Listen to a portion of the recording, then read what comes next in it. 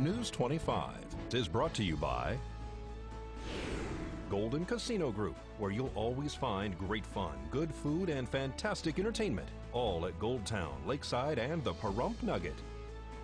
News is also brought to you by J.K. Nelson Law. Call 727-990 today for your free consultation. If you need a lawyer, you need Nelson.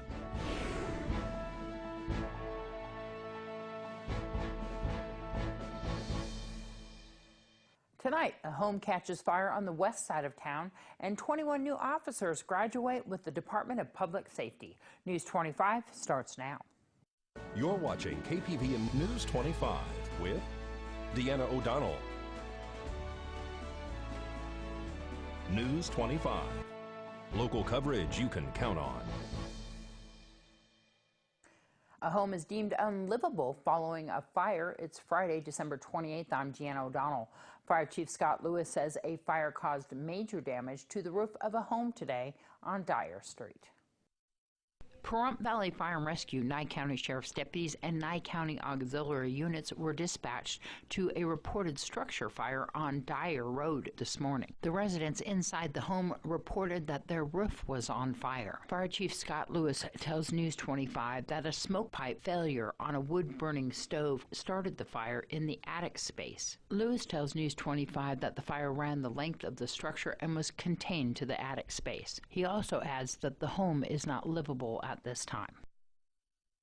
And the Pahrump Valley Winery is being sold. News 25 spoke to owners Bill and Gretchen Loken, who say that they cannot comment any further at this time, but they can confirm that they are in escrow, which should be completed soon. The Lokens reportedly told employees about the sale of the facility at a Christmas party held at the restaurant. And the director of Nye County Public Works gives the latest of road construction here in the county. The Homestead Road is of course still in its very final stages. I got a little bit of striping left to do down there, and Pahrump Valley is as well. We did a final walk yesterday on that thing, and it's looking very, very well.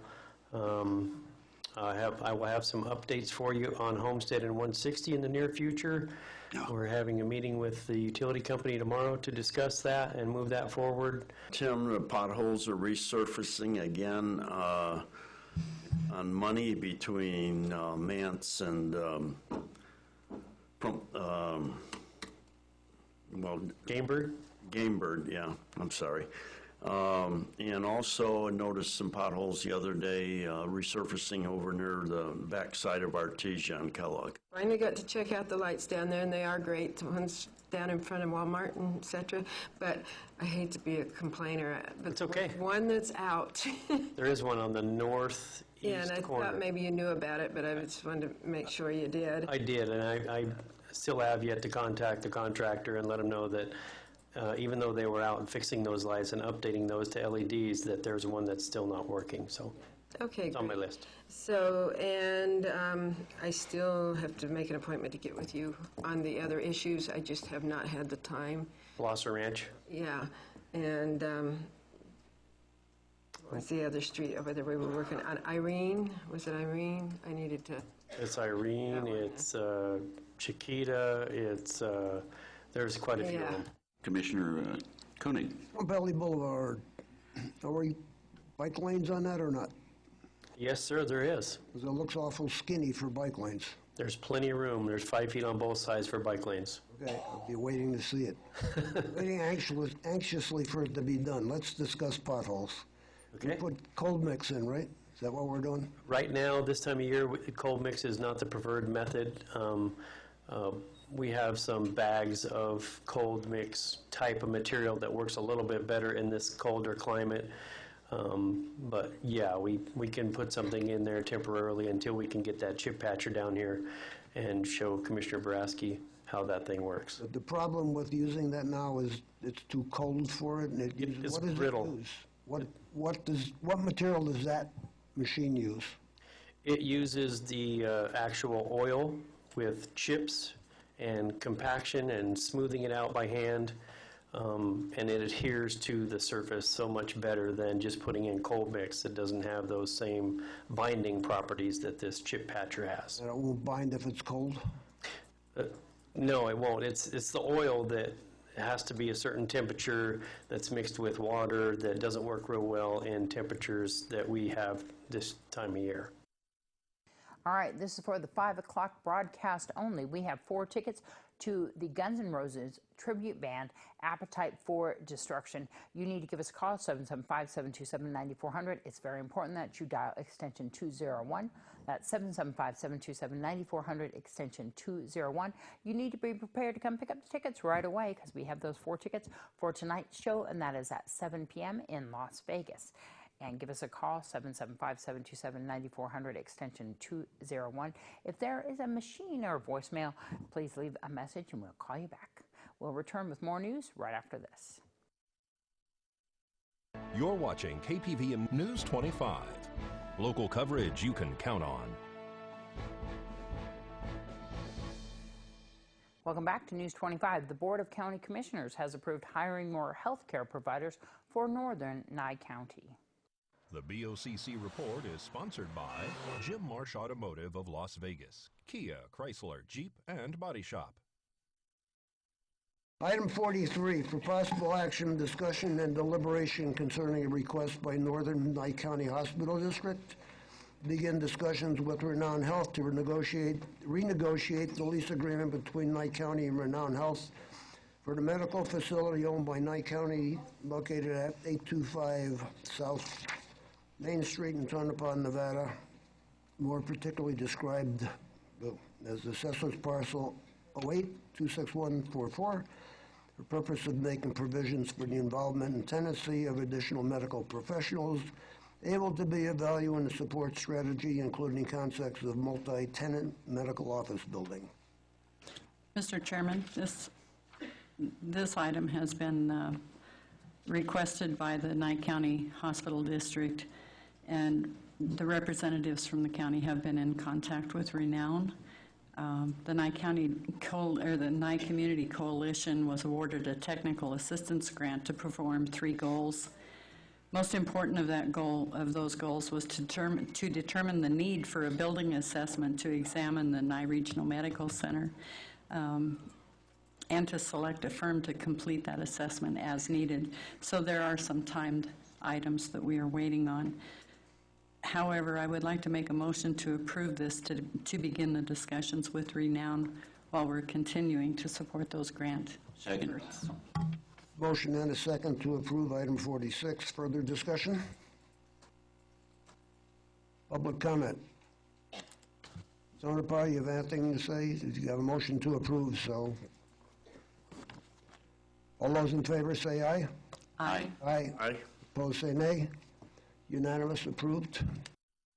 And a local man in his 20s is arrested after he allegedly had a sexual relationship with a teenager.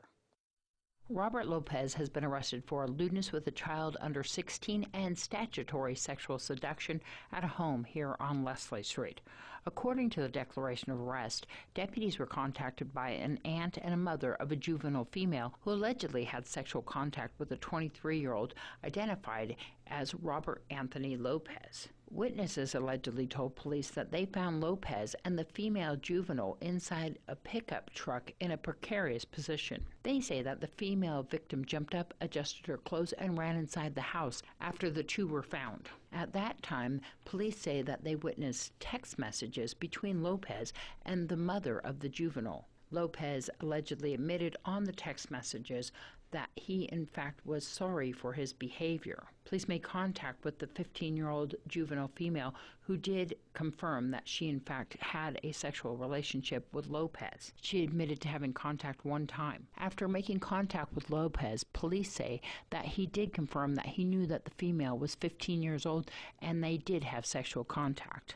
Robert Lopez was arrested by the Nye County Sheriff's Office deputies and transported to the detention center.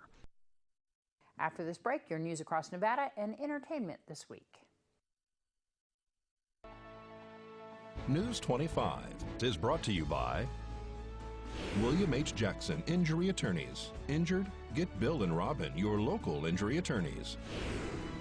News 25 is also brought to you by Shannon Keller and her friendly team at Platinum Home Mortgage. Call 775-209-4498 for all your home financing needs.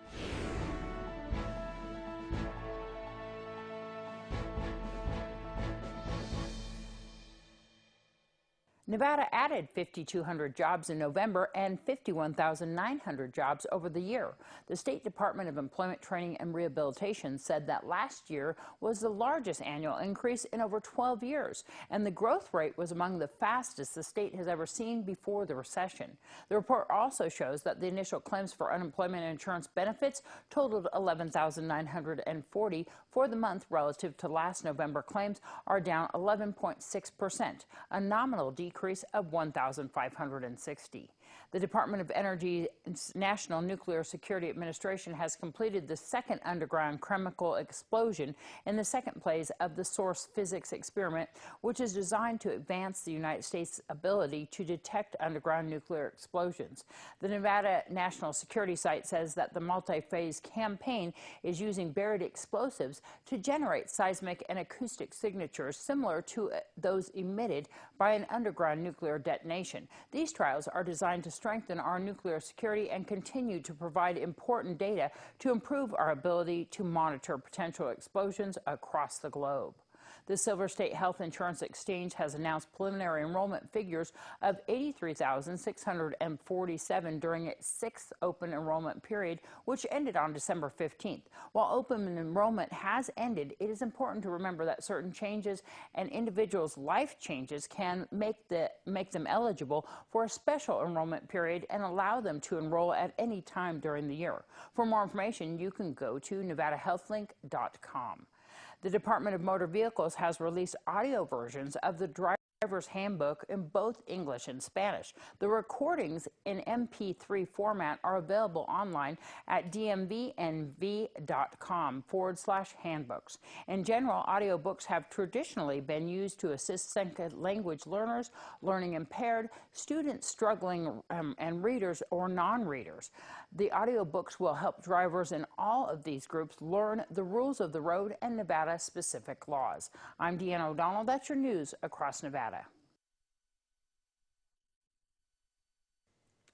It's a star-studded tribute to Aretha Franklin, who died in August at the age of 76 from pancreatic cancer.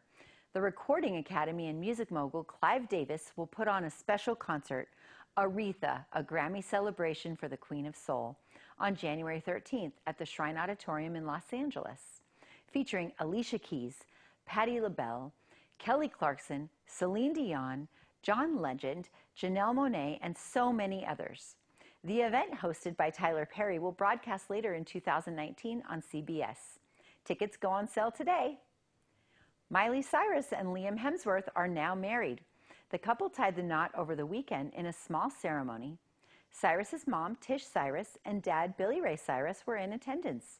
Cyrus confirmed the news Wednesday in a series of Instagram posts, including a picture of the couple embracing during the ceremony with the caption, 10 years later. The couple first met on the set of The Last Song in 2009 and began dating and even got engaged in 2012. But they called off their engagement the following year and stayed broken up for 3 more years. Television icon Kathy Lee Gifford will bid farewell to NBC's Today Show next April. Gifford will be focusing on her other ventures. From 1985 until 2000, Gifford co-hosted Live with Regis and Kathy Lee. In 2008, she became Hoda Kotb's co-host on the 10 a.m. hour of Today. In the television world, the hour is known for funny conversations, celebrity guests, and free-flowing wine. Gifford and Kotb are beloved by millions of viewers. In the coming months, NBC will have to retool both the 9 and 10 a.m. hours. That's because 9 a.m. host Megyn Kelly was after multiple controversies, including her offensive comments about blackface Halloween costumes. NBC and Kelly are still negotiating the terms of her exit. I'm Maria Guerra, and this is your Entertainment This Week, reporting for News 25. Thanks so much, Maria. Well, the Department of Public Safety held a graduation ceremony for new officers. The Nevada Department of Public Safety has commissioned our newest peace officers on December 21st, following 17 weeks of rigorous training designed to develop the skills required to serve as law enforcement officers inside of the Silver State. The training includes, but is not limited to, a variety of law enforcement and public safety functions, including legal procedures, patrol operations and investigations, and physical fitness. 21 graduates will be assigned statewide, with 13 of them joining the Parole and Probation Division and 8 joining the Highway Patrol Division. If you are interested in serving our community as a peace officer, please visit dps.nv.gov. News 46 WeatherCam is brought to you by Glenn Lerner Injury Attorney's Office in Pahrump. In a wreck, need a check? Call 702-877-1500. Well, I know it is definitely cold outside, but let's see what it looks like right now. It's a little bit lighter in the evenings right now with our Glenn Lerner weather cam. We'll find out more in our forecast after this break.